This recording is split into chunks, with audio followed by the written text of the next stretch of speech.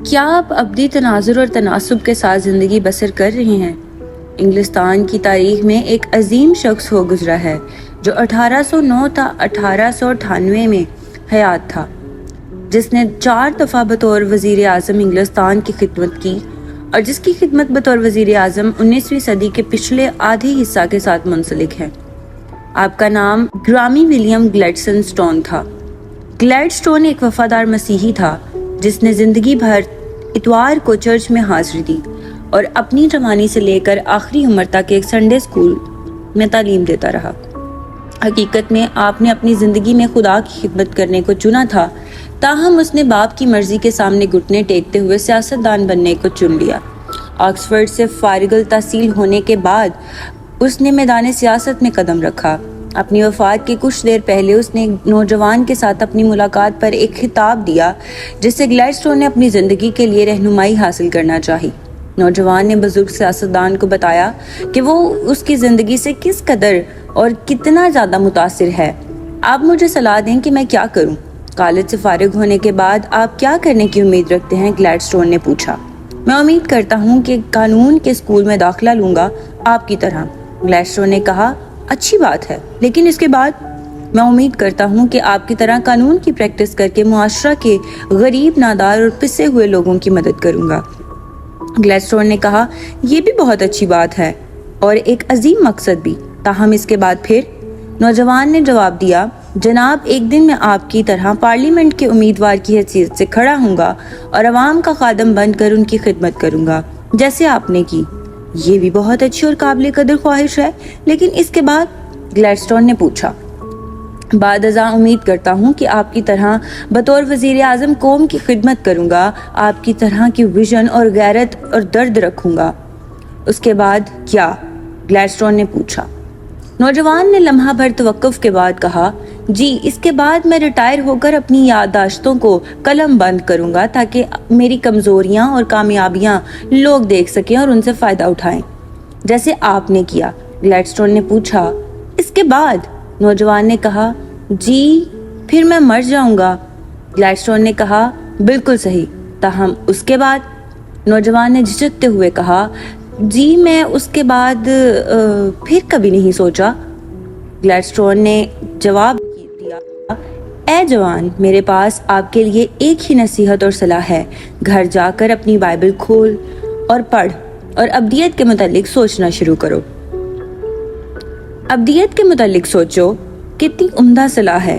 زندگی بہت جلد گزر رہی ہے، یہ ڈھلتے سایہ کی مانند ہے۔ زندگی پانی کے بلبلا کی طرح، بخارات کی طرح ہے، ابھی نظر آئے اور ابھی غائب ہو گئی۔ یہ زندگی ناپائیدار ہے، بے ثبات ہے۔ ہم اپنے آپ کو ابدیت کے لیے تیار کر رہے ہیں، یا کیا آپ بھی، یا پھر آپ ایسی زندگی کو بسر کر رہے ہیں جسے آپ ہمیشہ یہی رہیں گے، یا اسی زندگی پر آپ کی توجہ مرکوز ہے اور ساری دولت، قوت، شہرت، جو کچھ بھی آپ حاصل کر سکیں اسی زندگی پر صرف کر دیں گے؟ کیا آپ اس نوجوان کی طرح ہیں جس نے گلیڈسٹون سے ملاقات کی، اور آپ ایسے شخص ہیں جس نے ابدیت پر کبھی نہیں سوچا کہ ابدیت کہاں گزاریں گے؟ اگر ایسا ہی ہے تو خدا کے کلام کے لیے آپ کی نصیحت یوں ہے۔ خداوند کے کلام میں یوں لکھا ہے، تم جو یہ کہتے ہو کہ ہم آج کل فلاں شہر میں جا کر وہاں 1 برس ٹھہریں گے اور سوداگری کریں گے اور نفع اٹھائیں گے، اور یہ نہیں جانتے کہ کل کیا ہوگا، ذرا سنو، تمہاری زندگی چیز ہی کیا ہے؟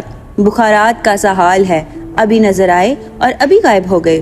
یوں کہنے کی جگہ تمہیں یہ کہنا چاہیے کہ اگر خداوند چاہے تو ہم زندہ بھی رہیں گے اور یہ یا وہ کام بھی کریں گے۔ یہی پیغام ہے۔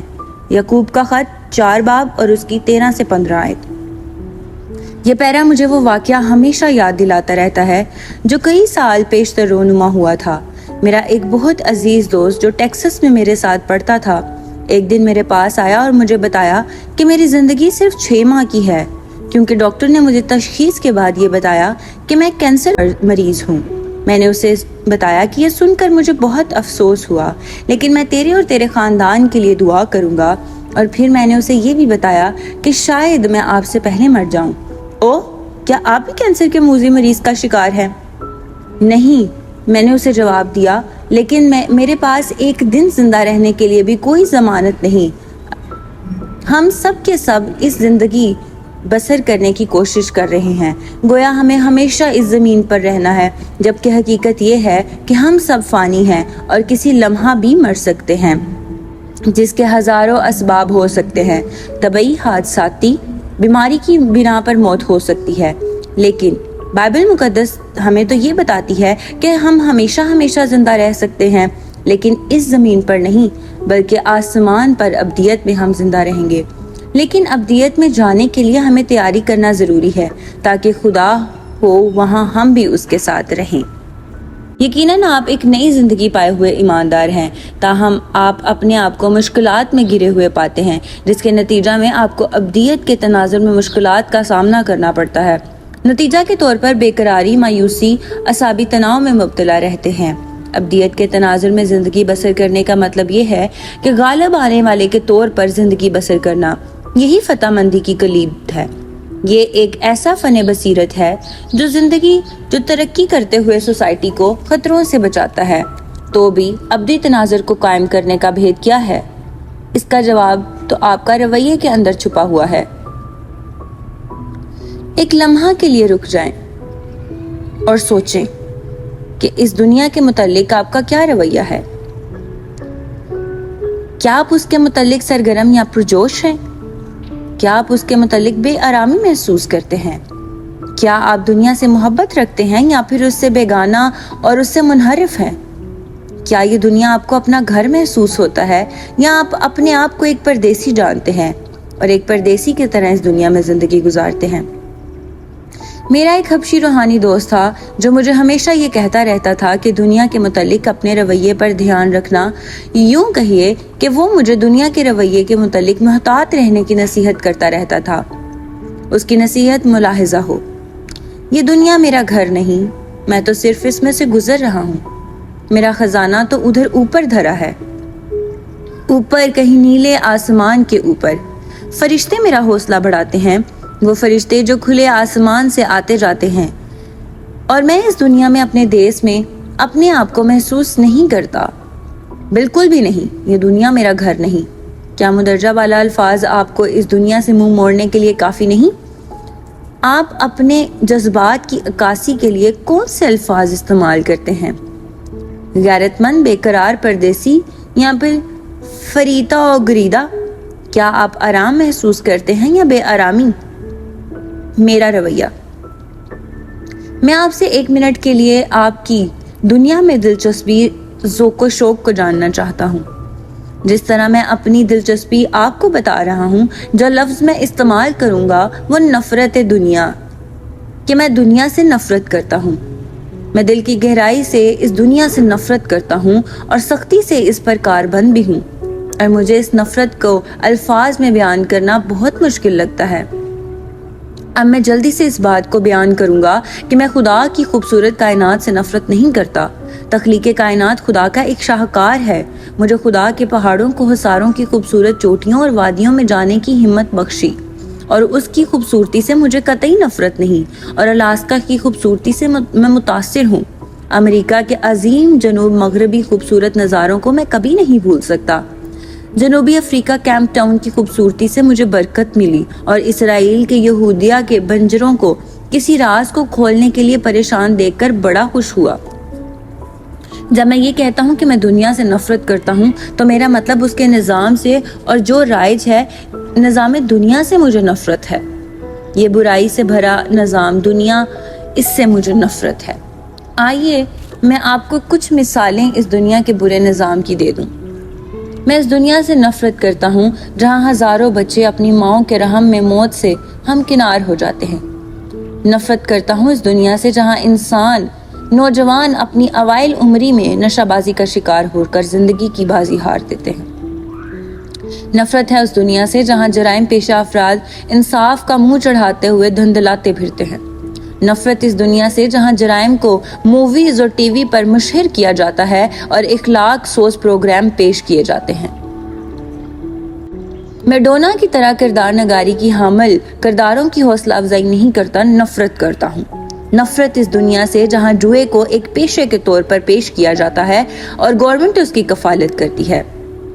नफरत इस दुनिया से जहां पेशावर खिलाड़ियों को तो हजारों लाखों डॉलर दिए जाते हैं, जबकि हजारों ऐसे इंसान जो खुले आसमान के तले सोते हैं, वो भी गलियों और बाजारों के फुटपाथों पर उनको कुछ नहीं दिया जाता। नफरत इस दुनिया से जहां काले और गोरे की तमीज करके एक दूसरे की ऐबजोई करते हैं। नफरत इस दुनिया से जहां एक बदी को नेकी का नाम दिया जाता है और हम जिन्स परस्ती को जायज और तर्ज जिंदगी को एक दीगर नेमल बदल कहकर पुकारा जाता है।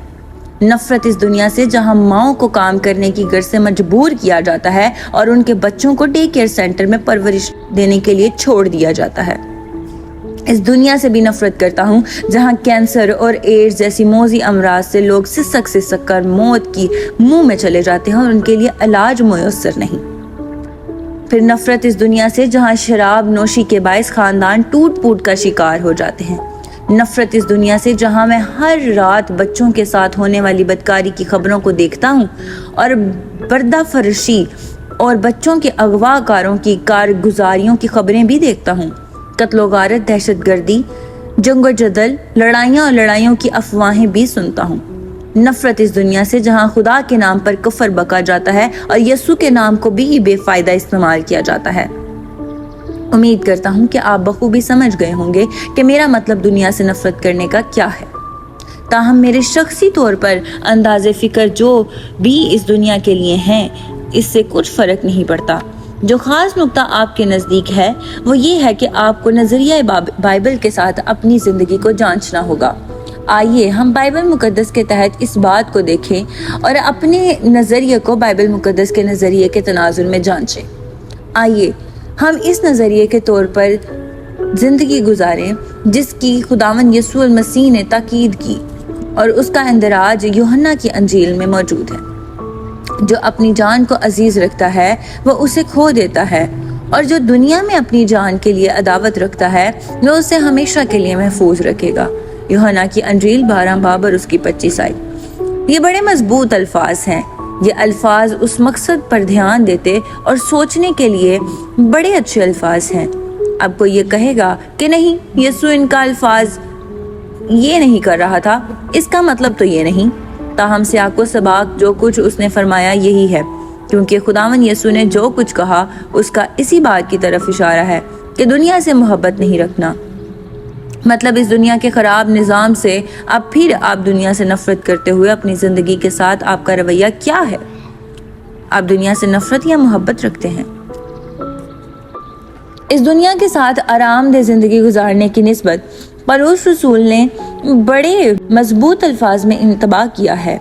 ये इंतबाह रोमियो के ख़त में मुलाहिजा हो। रोमियो के नाम पौलुस रसूल का ख़त 12 बाब और उसकी 2 आयत। और इस जहान के हम शक्ल ना बनो, बल्कि अकल नहीं हो जाने से अपनी सूरत बदलते जाओ, ताकि खुदा की नेक और पसंदीदा और कामिल मर्जी तजर्बा से मालूम करते रहो। अब आपकी हौसला अफजाई को किस तरह देखेंगे? क्या आप इस जहान के हम शक्ल बन रहे हैं? क्या आपने इस दुनिया का तर्ज लिबास अपना लिया? दुनिया का तर्ज तखातब क्या है और दुनिया का ज़र की दोस्ती के साथ किस तरह का ताल्लुक है? क्या आपके हदफ दुनिया के अहदाफ हैं, कुव्वत, कामयाब, शोहरत या आरामात? खुदावन यीशु अल मसीह के भाई ने बड़ी इशारा कुन और फैसला कुन जुबान में इस बात का इजहार किया। पढ़िए याकूब के ख़त में 4 बाब की 4 आयत। ऐसा ना करने वालियों, क्या तुम्हें नहीं मालूम कि दुनिया से दोस्ती रखना खुदा से दुश्मनी करना है? बस जो कोई दुनिया का दोस्त बनना चाहता है वो अपने आप को खुदा का दुश्मन बनाता है। क्या आप दुनिया के दोस्त हैं? क्या आप जो कुछ दुनिया मौसीकी में पेश करती है उससे मुत्तफिक हैं? मूवीज में, टीवी प्रोग्राम्स और उन किताबों में जो बिक रही हैं उससे आप मुत्तफिक हैं? जो आपको पेश किया जाता है आप उस सब कुछ से आसूदा होते हैं? दुनिया से दोस्ती खुदा से दुश्मनी है। हत्ता कि याकूब रसूल इन अल्फाज से भी कुछ ज़्यादा सख्त अल्फाज में इंतबाह करता है। रसूल का कहना है दुनिया से दोस्ती करना रूहानी हराम कारी है। यूहन्ना रसूल भी बड़े सख्त अल्फाज में कुछ यूं बयान करते हैं, ना दुनिया से मोहब्बत रखो, ना उन चीज़ों से जो दुनिया में है। جو کوئی دنیا سے محبت رکھتا ہے اس میں باپ کی محبت نہیں، کیونکہ جو کچھ دنیا میں ہے یعنی جسم کی خواہش، آنکھوں کی خواہش اور زندگی کی شیخی، وہ باپ کی طرف سے نہیں بلکہ دنیا کی طرف سے ہے۔ ان الفاظ کو سنجیدگی سے جان چھڑانے کا کوئی بھی طریقہ نہیں۔